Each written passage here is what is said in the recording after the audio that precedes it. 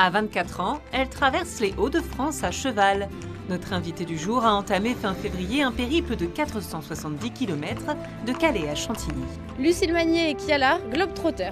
Avec son compagnon Kialar, un cheval islandais, la cavalière est passionnée d'histoire, souhaite à travers son voyage faire découvrir sa région natale sur les réseaux sociaux.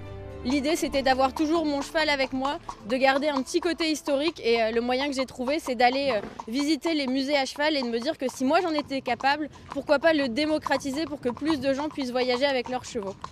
Allez, droite, droite. Super, ça mon cœur. Les chevaux classiques sont des boîtes 3 vitesses, le pas, le trot, le galop. Le cheval islandais, lui, c'est une boîte 5 vitesses. Il a l'amble et le tolt en plus. L'amble, ça va être comme les girafes et comme les ours, ça va être 2 pattes d'un côté, 2 pattes de l'autre. Et donc en faisant ce mouvement, il peut aller jusqu'à 45 km/h par exemple. Et ensuite pour le tolt, c'est du pas mais très rapide. C'est une par une et il va mouliner comme un petit moulin. C'est pour ça que les Vikings avaient gardé cette allure à l'époque. C'était un cheval qui était très stable sur tous les terrains. Toujours lui rappeler que ce qu'il fait c'est bien. Là par exemple on est juste à côté de l'autoroute, donc lui donner une carotte pour lui dire que il est très tranquille pour un cheval juste à côté de l'autoroute. Donc c'est important de le féliciter, de le récompenser tout le temps, tout au long du trajet. C'est lui le plus important, si lui il veut pas, on fait pas.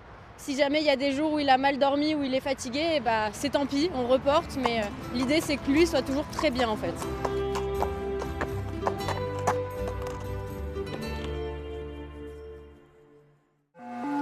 Pour terminer cette édition, direction Cailleux-sur-Mer. Magnier, partie fin février donc de Calais, cette cavalière passionnée d'histoire, parcours à cheval 470 km direction Chantilly, une aventure qu'elle partage sur les réseaux sociaux. Donc Camille Di Crescenzo et Jérôme Marignon l'ont retrouvée à quelques kilomètres de l'arrivée, voyez. 7 km avalés depuis ce matin et encore plus du double à venir. À 24 ans, Lucille garde le rythme, mais pour avancer, il faut aussi savoir s'arrêter et laisser Kialar souffler. C'est important aussi de le récompenser, de le laisser manger tout au long de la journée pendant la balade, rien que pour son organisme et surtout pour lui dire merci de me porter toute la journée. Kialar, 12 ans, c'est un cheval islandais solide, rustique et surtout capable d'aller loin sans se fatiguer. Il est le seul au monde à avoir 5 allures. C'est bien mon lapin. Contrairement aux chevaux classiques qui ont le pas, le trot, le galop, l'islandais, lui, il va avoir le tolt et l'amble en plus. Et en général, en moyenne, ils sont à 45 km/h quand ils montent à l'amble. Et pour le tolt, en fait, c'est du pas très rapide, comme un petit moulin. Il lève les pattes une par une, mais très vite. Un cheval parfait pour ce genre de périple, toujours partant, un vrai partenaire. C'est le meilleur. C'est vraiment une assurance vie.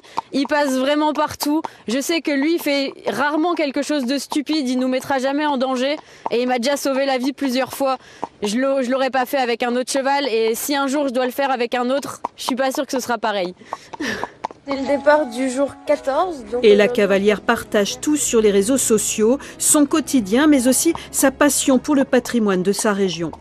J'ai pas non plus énormément d'argent. Avec un peu d'entraînement et de volonté, tout le monde, entre guillemets, peut vraiment le faire. Et ensuite, pour le côté histoire, c'est parce que j'ai vraiment fait mes études là-dedans et que j'adore ça. Et donc, l'idée, c'était pas de partir pour dire juste je vais voyager à cheval, mais passer sur des sites comme celui-ci, qui ont probablement un jour vu des chevaux et y revenir à cheval.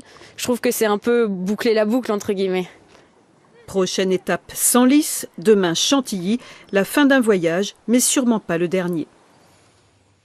Place à l'actualité nationale et internationale. Les États-Unis affichent un optimisme prudent